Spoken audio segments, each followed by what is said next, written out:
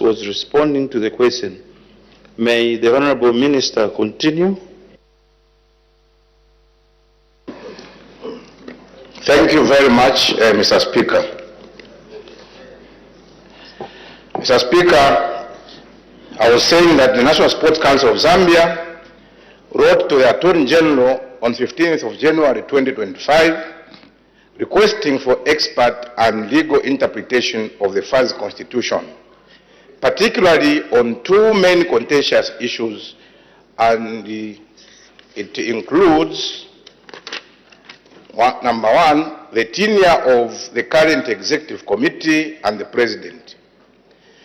Number two, the inclusion of the audit and compliance committee and the governance committee under both the standing committee and the judicial bodies. Mr. Speaker, following the request, the Attorney General provided interpretations in a letter dated 14 February 2025, which addressed the following. Number one, on the tenure of office of the Executive Committee and the President, the Attorney General guided that Article 33(3) and 4 of the Football Association of Zambia Constitution provisions stated that the tenure of the President, the Vice President, and members of the Executive Committee begins immediately after the conclusion of the elective annual general meeting, at which they are elected. Their tenure is strictly limited to 4 years, with no provision for extension beyond this term. Accordingly, the Attorney General has guided that the mandate of the President and the Executive Committee will lapse on 28th February 2025, and that is tomorrow. Therefore, the President and the Executive Committee will have no power to continue administering the affairs of the Football Association of Zambia beyond 28th February 2025, unless elections are held by tomorrow and a new executive is constituted in line with the Constitution.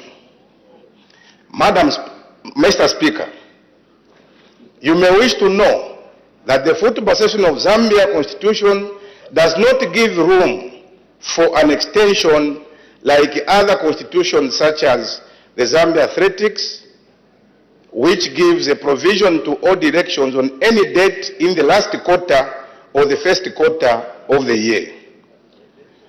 Number two, regarding the inclusion of the Audit and Compliance Committee, the Governance Committee under both the standing committees and the judicial bodies, the Attorney General guided that the Governance and Review Committee and the Audit and Compliance Committee should not simultaneously form part of the judicial bodies.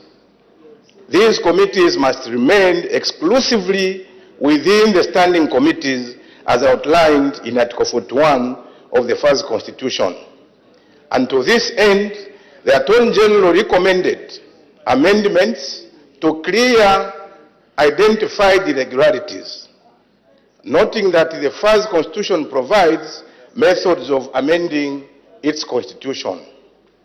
And in response to the Attorney General advice on the committees, FAZ admitted having knowledge of the irregularities regarding the placement of the Governance and Review Committee and the Audit and Compliance Committee. Mr. Speaker, you may wish to note that this position from FAZ was not communicated to the National Sports Council of Zambia and the candidates and the public prior to the Attorney General's interpretation. Mr. Speaker, following the announcement on the 17th February 2025 of successful candidates and the invalidation of some nominees for the forthcoming elective FAZ AGM, there has been an impasse among the football fraternity, especially on the invalidation of some candidates. Once again, the National Sports Council of Zambia wrote to FAZ, urging the association to consider dealing with the impasse amicably. FAZ has been guided to consider convening a credible committee or committees as guided by the FAZ Constitution to oversee the FAZ elections and the elective AGM, taking into consideration the guidance of the Attorney General on the overlapping roles of the judicial and other standing committees. Mr. Speaker, after the nominations and announcement of successful candidates, it was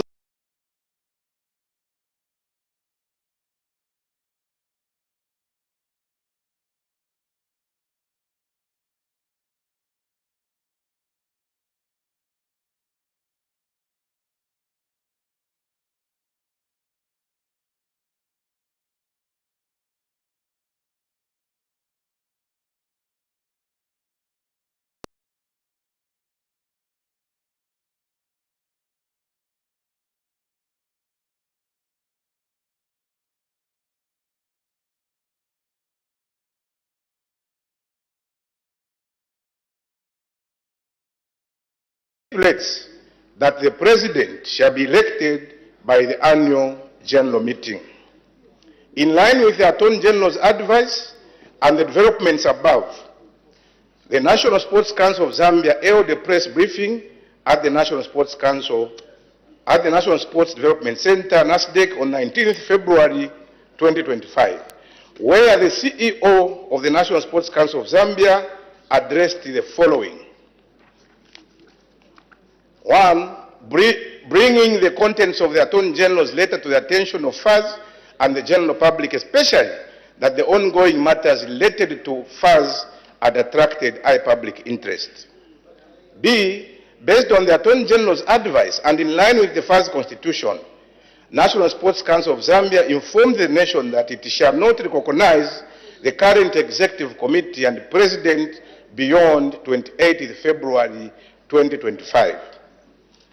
Mr. Speaker, the National Sports Council of Zambia wrote to the Football World Governing Board, FIFA, on the 20th of February 2025 regarding the developments in football in the country and the need for FIFA to help resolve the impasse. On the 23rd of February 2025, FIFA responded that they were studying the situation and were engaging FAZ regarding the matter. The communication further indicated that FIFA and CAF were monitoring the situation and would be present on the ground to oversee the developments. As a way of diffusing the impasse, Mr. Speaker, the National Sports Council of Zambia's interventions and directives have yielded results, including 48 successful appeals out of the 72 candidates, including 4 at the presidential level. According to the National Sports Council of Zambia, the Council is ready to intervene in correcting the situation at FAZ as provided for in the Sports Council Act, Chapter 142 of the Laws of Zambia, which highlights the following. In Article 10(2) of the Act states that where the Council has reason to believe that an association is acting in a manner prejudicial to the interests of sport or to the public interest generally, the Council may suspend the activities of that association. In Article 10(3), Mr. Speaker, the Council has reason to believe that any office bearer or member of an association acting in a manner his further continuance as an office bearer or member would be prejudicial to the interests of sports or public interest generally, the Council may order the suspension of that office bearer or member. The FAZ to the directives issued in the interest of the good sport of football, the fans, the general public, and in accordance with the laws of the Republic of Zambia. Mr. Speaker, considering the impracticality of holding elections by 28th February 2025, and I need to repeat, considering the impracticality of holding elections by 28th February tomorrow, in accordance with the first constitution, and as will allow first to hold the elections on the 29th March 2025 in order to provide sufficient time to adequately prepare for the election. However, beyond the 28th February 2025, after the expiration of the tenure of the current Executive Committee, National Sports Council of Zambia and FAS Secretariat will work together to prepare for the elections. It should be noted that government through the ministry is not interfering with FAS regarding the current issue. However, the Sports Council of Zambia is directly engaging FAS to find a sustainable and amicable solution to avoid a ban from the Football World Governing Board, FIFA, which has also been officially informed by the Council regarding the current developments. The Sports Council of Zambia's involvement in FAS elections is in line with its act and its mandate as a regulator of sport development in the country, as enshrined in the Sports Council Act, which is superior to all constitutions of sport associations, including that of FAS. The guiding actions of the Council should not in any way be deemed as an act of interference in the affairs of FAS. It is rather a step towards creating harmony in the football fraternity. The Sports Council of Zambia has also guided the aggrieved parties to exhaust all due processes for addressing grievances and not to rush to the courts of law. The Sports Council Act provides clear guidelines for addressing grievances in associations, and as such, the National Sports Council of Zambia has invited all parties to work with the National Sports Council of Zambia to address all raised issues amicably. Mr. Speaker, as I conclude, allow me to mention that football is a sport loved and cherished by many Zambians, and in this regard, FASI and the current executive and all football enthusiasts have the noble responsibility to safeguard the sport's credibility. The actions FAS take must coincide with the purpose of the good game, which is to empower athletes, unite our nation, and create a livelihood for participants. We also appeal to other national sports associations to adhere to Sports Council Act and their constitutions in order to have credible elections. Thank you, Mr. Speaker, for your kind attention, and thank you for your kind attention, the House in general. Thank you very much. The Honourable Member for Rwena. Thank you very much, Mr. Speaker, for the opportunity. Thank you very much, Honourable Minister, for that very comprehensive response to the question on the shenanigans at Football House. Honourable Minister, Football Association of Zambia and the activities that it carries out, including managing our national teams, men and women, are, as per our understanding, sponsored by the government. Does the government, by law and by the mere fact that it bankrolls the activities of the Football Association of Zambia in this country, have a right to intervene when things go wrong and ensure that things are brought back on the right path, as opposed to people who suggest that every time government wants to correct things in football, then that constitutes government interference, which should attract a FIFA ban? Would you clarify the position? Thank you. The Honourable Minister of Youth, Sport and Arts. Thank you very much, Mr. Speaker, and thank you, Honourable Member, for that important follow-up question. Indeed, government gives the Football Association of Zambia, I would say, 100% support. For avoidance of doubt,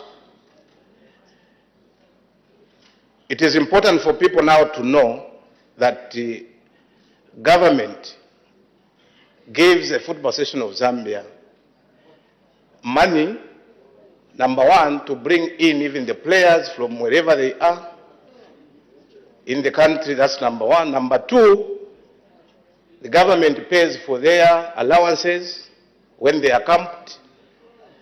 Government gives the winning bonuses to a tune of $5,000 per game. And that includes both men and women. They get $5,000 each when they just win one game, each $5,000. So it's government that spends that money. Government spends money when it comes to chartering planes. Let me just say transport. Every point where they are going, it's government that gives them money. Accommodation, it's government. So in short, we give 100% support to the Football Association of Zambia. And we have every right to ask the Football Association of Zambia to be accountable, because this is taxpayers' money. And for, again, avoidance of doubt, there are people that say that when you ask, for instance, Football Association of Zambia to account for the money that government is spending, some people think that is tantamount to interference. It is not. FIFA has given guidance that we can ask our federations to account for the money that government is spending. The only money we may not ask about is the money that is coming from FIFA, because they have their own internal controls. Right. So I thought I should make it very clear that government has every right to ask how the government money is being spent. So, and that is not interference. Right. When it comes to interventions, every sport that emerges in the country should be cleared by government through the National Sports Council of Zambia. Right. You can't go and affiliate yourselves to an international body without clearance from your government. It's the government that facilitates the affiliation to international bodies. Exactly. So it is important for people to understand that when we ask what is obtaining, especially when something is in public interest, that is not interference. All we are trying to do is to make peace with the fans, with the players or athletes, and also our federations. Right. Thank you, Mr. Speaker. Yeah. The Honorable Member for Shuangando. Thank you so much, Mr. Speaker. Indeed, Honorable Minister, we are aware that the government does spend some money on the affairs of football, just as FIFA contributes significantly to its affiliated associations. I'm happy that FIFA guided you and guided government through and other stakeholders such as the Sports Council to stick to the FAS laid out roadmap with regards to the elections. Today, there was physical confrontation. I think people were almost exchanging fists of fury in the corridors of FAS. Honorable Minister, why have we allowed this kind of lawlessness to ensue at FAS, which might attract sanctions from both CAF and FIFA? Because at the end of the day, they equally stipulate rules on how the affiliated associations should govern themselves. And you recall that one of the countries up north which experienced these similar issues, very big footballing African nation, was suspended, which then affected the progress of football in that country, and up to now they are struggling to recover from that suspension. What are we doing to ensure that we don't allow FAS and this country which loves soccer so much get to face negative sanctions from FIFA. I thank you. The Honorable Minister of Youth, Sports and Arts. Thank you very much, Mr. Speaker. And I should thank Honorable Kampyongo for that important follow-up questions and his concern. Mr. Speaker, I'll start by saying that every Zambian may not pray for the ban. And we should unite as a country to make sure that we don't have a ban. But I will also say that, Mr. Speaker, I will give a practical example. We have laws in this country. And one of the laws is do not steal. Even the Bible says do not steal. But the people steal. We have laws in this country that prohibits people from fighting or assaulting each other. But we do experience assaults. We have in short, we have so many laws that some people may abrogate. So if we had experienced a physical fight at Football House, it is very, very unfortunate. And I want to say that no one can allow physical confrontation, because it's only people that do lack, for lack of a better word, those people cannot think are the ones that can resort to physical fights. Otherwise, that is regrettable, and obviously we are going to look into that issue through the National Sports Council of Zambia, which manages sport in the country. So I want to say that every federation, as I indicated, we should abide by our own rules. These rules are not made by government. We just receive them. And they say that this is how we want to manage ourselves. So let them stick to what they have agreed. Let them stick to what they had voted to do. Unlike using, for lack of a better term again, Changananis to get into positions. I don't think that is the correct way of doing things. So answering Honorable Kampyongo, myself and every Zambian should strive to make sure that we avoid a FIFA ban. And I think, let me take this opportunity to say that every time when you want to correct a situation, even when you are so objective, the only thing that will come to is, we're going to be banned. It's like people would want Zambia to be banned. And some people want to use it to their advantage. And I think people need to understand that FIFA cannot just come sleep and say, banning you. There are processes.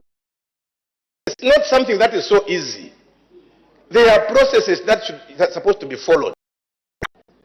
So I think Zambian people should understand that indeed this is the government of laws, and we want to promote the rule of law. So every federation, every association, every political party should follow their own rules that they have created for themselves. I thank you, Mr. Speaker. The Honorable Member for Bonamkubwa.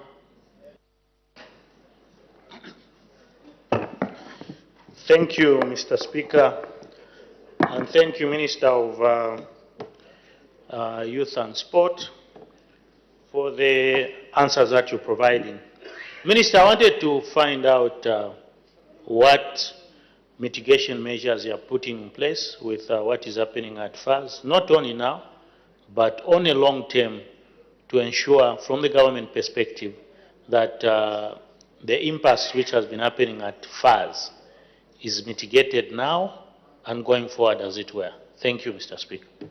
The Honorable Minister of Youth, Sport and Arts.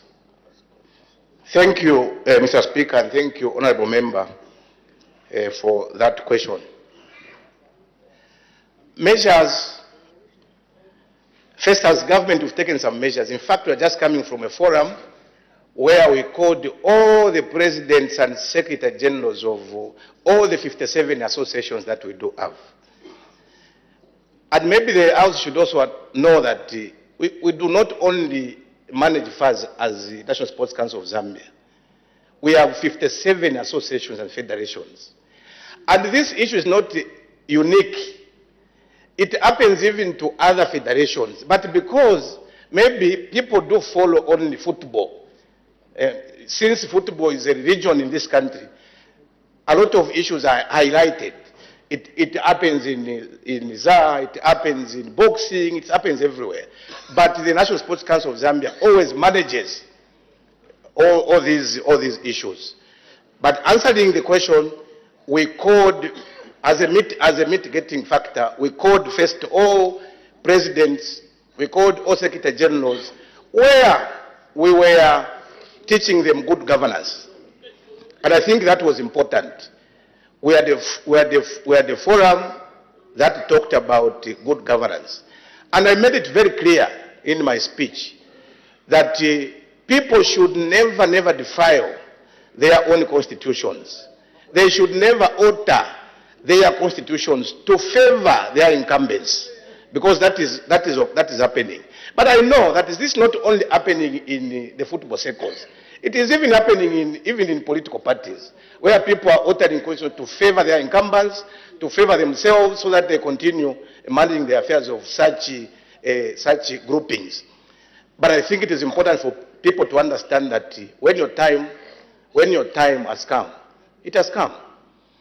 Now, we have also directed the National Sports Council of Zambia, looking at the situation that has befallen us now, to look into this issue and also call these federations and see how best we can mitigate these issues flow, so that it does not continue happening. Thank you, Mr. Speaker. Thank you. Honorable members, we've got a lot of business at hand, and we have to prepare for the coming of the head of state tomorrow, so we make progress. Next question, the honorable member from Pika. Thank you so much, Mr. Speaker. Question number 234.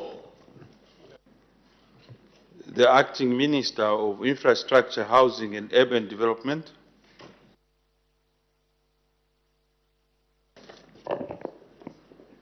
Thank you, Mr. Speaker. The Honourable Member of Parliament for Mpika would like to ask the Minister of Infrastructure, Housing and Urban Development, in A, whether the government is aware that a portion of the Kapamba Bridge along the Mpika-Kalova-Chovera Road connecting Mukungule Chiefdom to the rest of Mpika district has been damaged following heavy rainfall, thereby making crossing point unusable.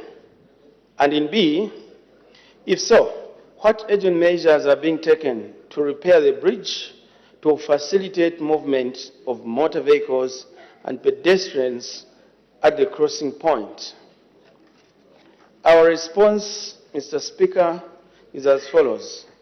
In A, government is aware that a portion of the Kapamba Bridge along the Mpika-Kalova-Chovera Road connecting Mukungule Chiefdom to the rest of Mpika district has been affected following heavy rainfall, which resulted in flash flooding, thereby making the crossing point unusable during the flooding periods. And in B, the bridge experienced overtopping due to the flash floods. However, the water has since receded and flow of traffic has resumed. The government, through the Road Development Agency, has plans to install an acro bridge as a long-term measure to this challenge. Mr. Speaker, I thank you. The honorable member from Pika.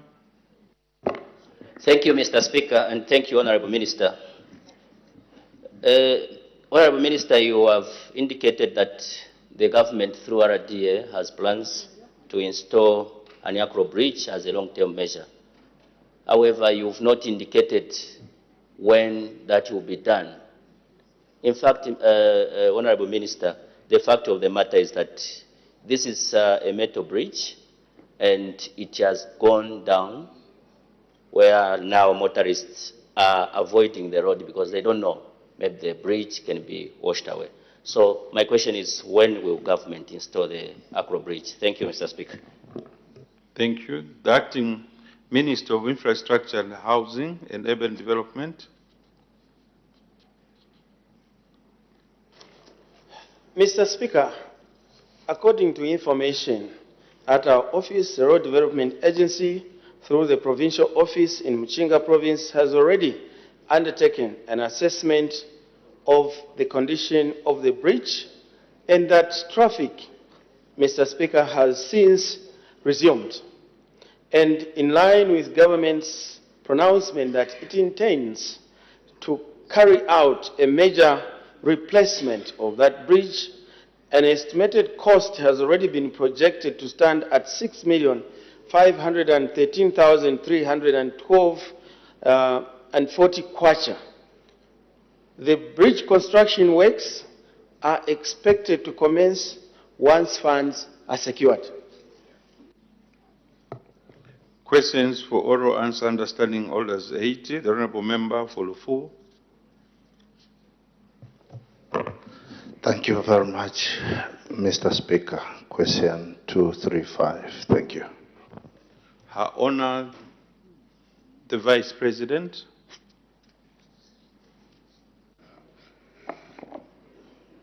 Thank you, Mr. Speaker. The Honorable Member for Lufubu, Mr. Kolala, is asking the Vice President in 5 parts. In A, he wants to know whether the Chivovo resettlement scheme in the Lufubu parliamentary constituency is designed as such. And B, if so, whether the local traditional leadership had given consent to the establishment of the scheme. In C, how much land is yet to be allocated as March 2024. D, what is the size of each farm allocated? And E, how many farmers have been allocated land and issued title deeds under the scheme?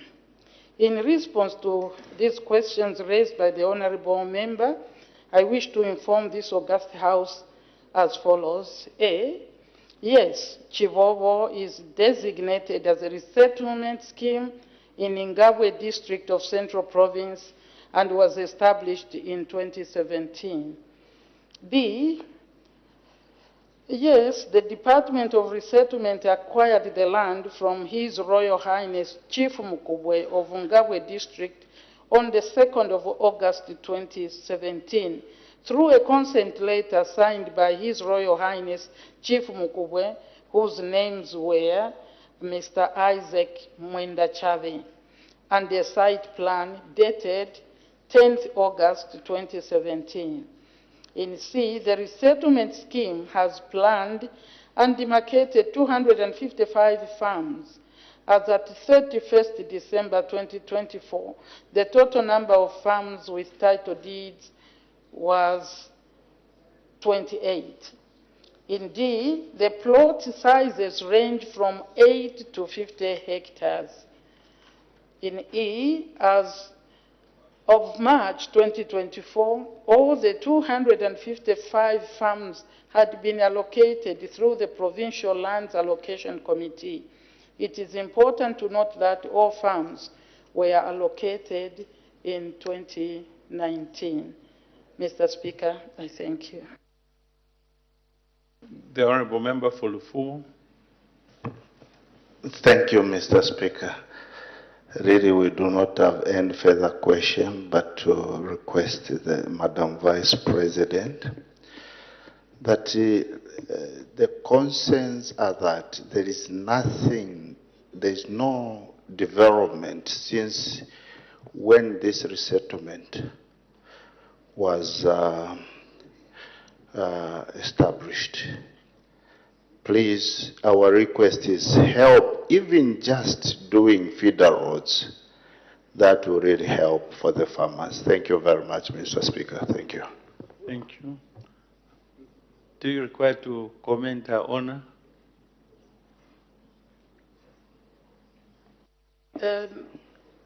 Indeed, if it is about infrastructure, Mr. Speaker, that is what we are trying to do. But we also look at how active the scheme is. Are the people that are given title, or even those that are settled there, are they there actively doing some agricultural activities? We are following up actively in the Chibobo resettlement scheme, including further consultation. There are a lot of things, Honorable Member, going on, and I'm sure you know. We can continue to discuss. But that we are working to see that we have development in those areas. That's the purpose. Thank you. Thank you. Next question, the Honorable Member for Kanchibia. Thank you, Mr. Speaker. Question 236. The Honorable Minister of Local Government and Rural Development. Thank you very much, Mr. Speaker. Mr. Speaker, Mr. Chanda, the Honorable MP for Kanchibia, is asking the Minister of Local Government and Rural Development at A, how many bridges are earmarked for construction in Chiweshi Fwamba Ward in Kanchibia Parliamentary Constituency. At B, he wishes to know when the project will commence, and at C, what the cost on average of the construction of each bridge will be.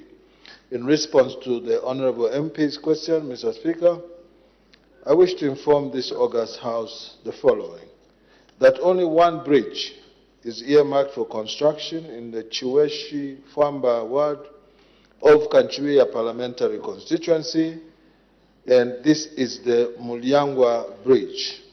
The bridge is likely to commence by the project of the construction of this bridge is likely to commence in the second quarter of the year 2025. At C, the average cost of this particular bridge is 1.3 million kwachas. Mr. Speaker, I thank you. Supplementary question, the Honourable Member for Kanchibia. Thank you so much, Mr. Speaker. Honourable Minister, thank you so much for your answers. We want to appreciate on behalf of the people of Kanchibia. Chiweshi Fwamba is a new ward created in 2021, and it's inaccessible but with a lot of potential for agriculture. Our plea, our appeal to government is that even as we start with one, kindly consider that you help us with a couple of bridges, because the smaller bridges we can deal with, using the CDF scope. But the bridges across Luitikila River, across Luitikila River, which is a very big river, become quite expensive and complex for us to deal with. So we appreciate the intervention from government, and I think that will just be the comment, and we look forward to the commencement of the works in the second quarter of 2025. Thank you. Thank you very much. Next question, the Honourable Member for Kafinsa. Mr. Speaker, question number 237. The Acting Minister of Energy.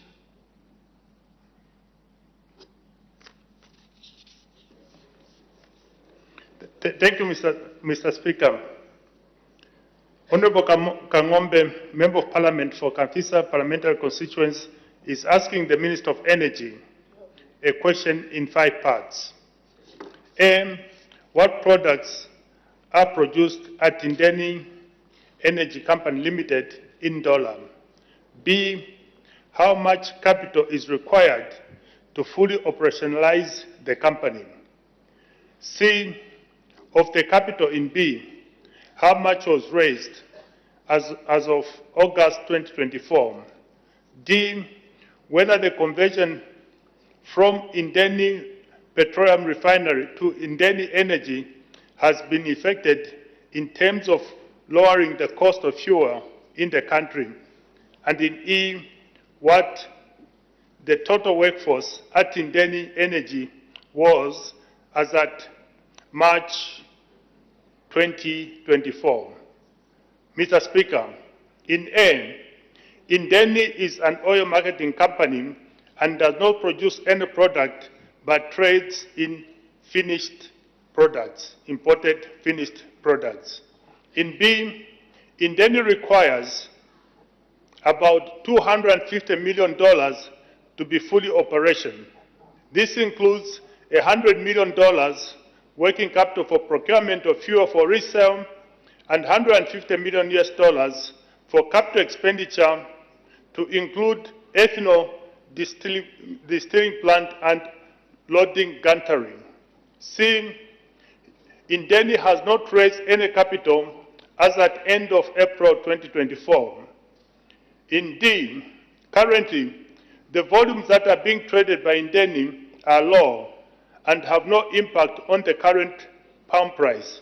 However, as Indeni Oils recapitalizes and increases its trading volumes, it will create competition for the market, thereby impacting on the palm price.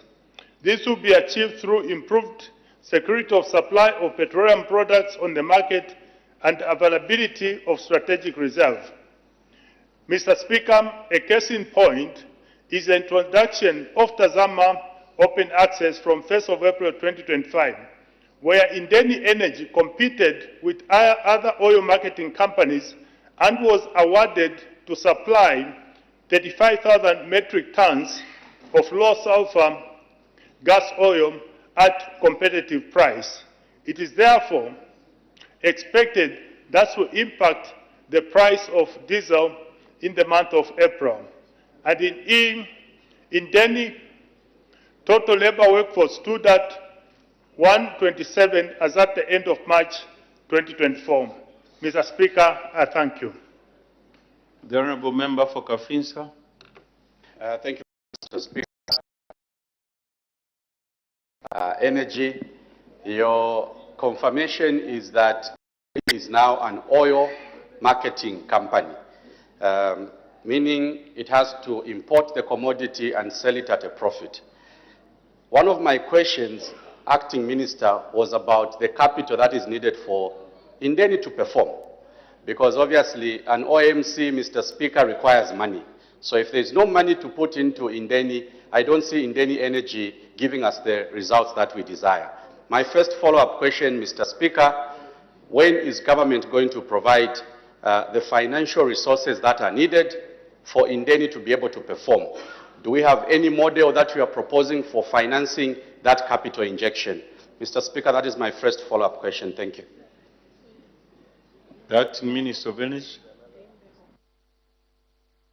Thank you, Mr. Speaker, and thank you for that follow-up question. The first option that Indeni pursued was to approach government and submitted to the Public-Private Partnership Council a proposal to have a private partner work with them at Indeni. Council accepted the proposal and reverted to Indeni, and Indeni is undertaking the necessary feasibility. That is one. Number two, with the introduction of open access as of 1st of April this year, and Indeni having won to supply 35,000 metric tons, it does appear that Indeni is on the path to begin not only operating capital, but sufficient capacity as they proceed to be able to invest and keep the company running. I thank you. The Honourable Member for Kafinsa. Thank you very much, Acting Minister, and I'm happy that you have confirmed one of the options that government is considering. The current shareholding for Indeni Energy is obviously held by the government of the Republic of Zambia through the Ministry of Finance and through IDC. Are you able to indicate the position in terms of equity? Do you have plans to offload some of the shares in Indeni to bring in an equity partner, or government will simply mobilize resources internally? I thank you, Mr. Speaker. The Acting Minister of Energy. Thank you, Mr. Speaker. I did say that the PPP has authorized Indeni and they are currently undertaking a feasibility study to be able to procure the best mode of bringing in either an equity partner or a partner that supplies credit or other form of financing. So there will be multiple options that they'll be able to pursue under that model. I thank you. The Honourable Member for Lundazi. Thank you, Mr. Speaker, for giving a chance to the people of Lundazi to ask a follow-up question on issues which are affecting our country, the price of fuel, which has gone very high.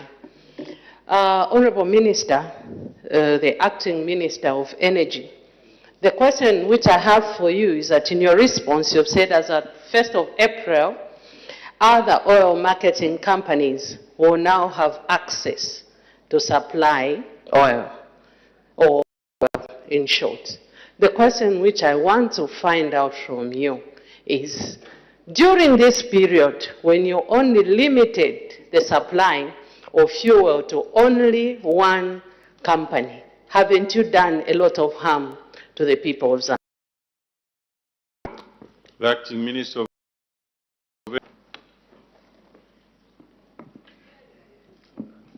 Mr. Speaker, first of all, the determination of the fuel prices has many factors, including the international of crude oil, which Indeni has absolutely no control. Number two is also based. And then three, the logistical component. So there are many components that affect that. Indeni, in the intervening period, as trading as an oil marketing company, has secured contracts with the mining companies and have been supplying fuel to the mining companies. That is what is giving them the capacity to continue to operate. I thank you. Her Honor the Vice President, adjournment.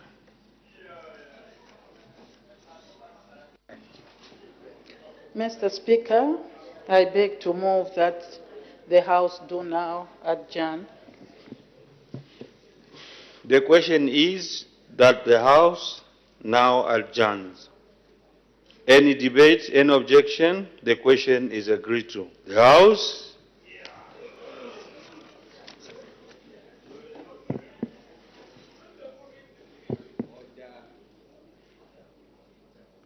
is now adjourned.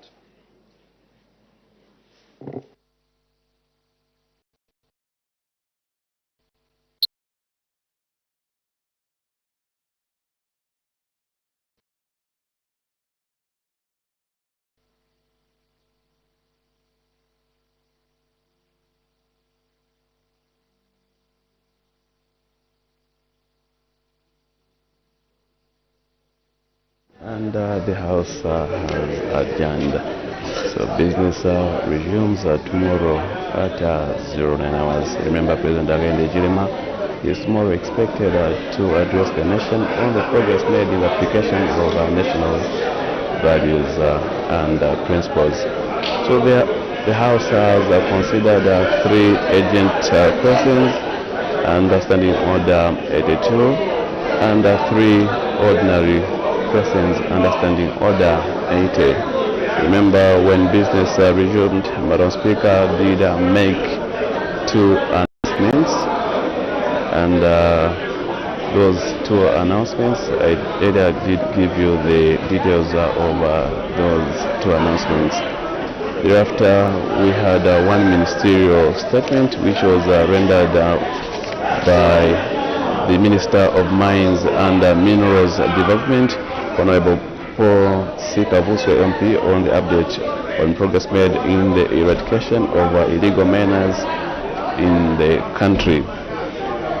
Remember, the Committee on Local Government Accounts is considering the report over the Auditor General on the audit over the accounts of local authorities for the financial year ended 31st December 2023, and the committee started receiving submissions from 19th January 2025. It has received submissions from different councils Right now, we take you to the Committee on Local Government Accounts, which is receiving submissions from Petauke Town Council. Continue watching Parliament TV.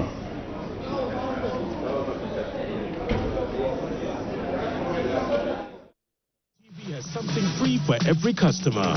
Because there's a new way to enjoy your favorite entertainment at no extra cost. Whenever you want, even on the go. It's as easy as 1, 2, free. Make sure your GoTV subscription is up to date. Download the new GoTV Stream app from your app store and sign into your GoTV account to get going. Watch on your TV, laptop, tablet, or phone. Watch TV anywhere with GoTV Stream.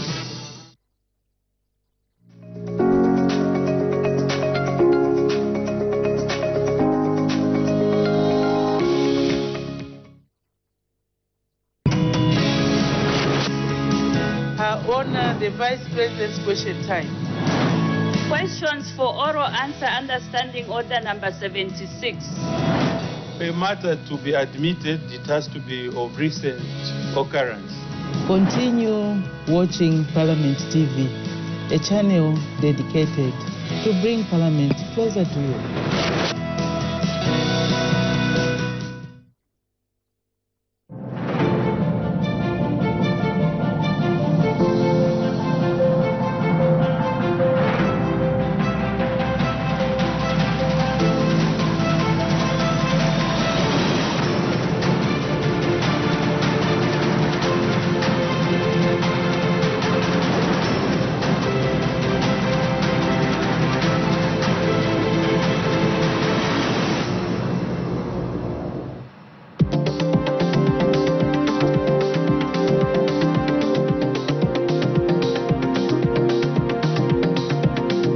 Seasonal forecast is basically an accumulation of rainfall over a period of 3 months. So we break the season into periods of 3 months. The accumulation of rainfall within those 3 months is compared with the average, the long-term average. So we compare the location, the rainfall over the past 30, 40 years, find the average, and then compare with what we are projecting, what models are projecting. So it's a 3 months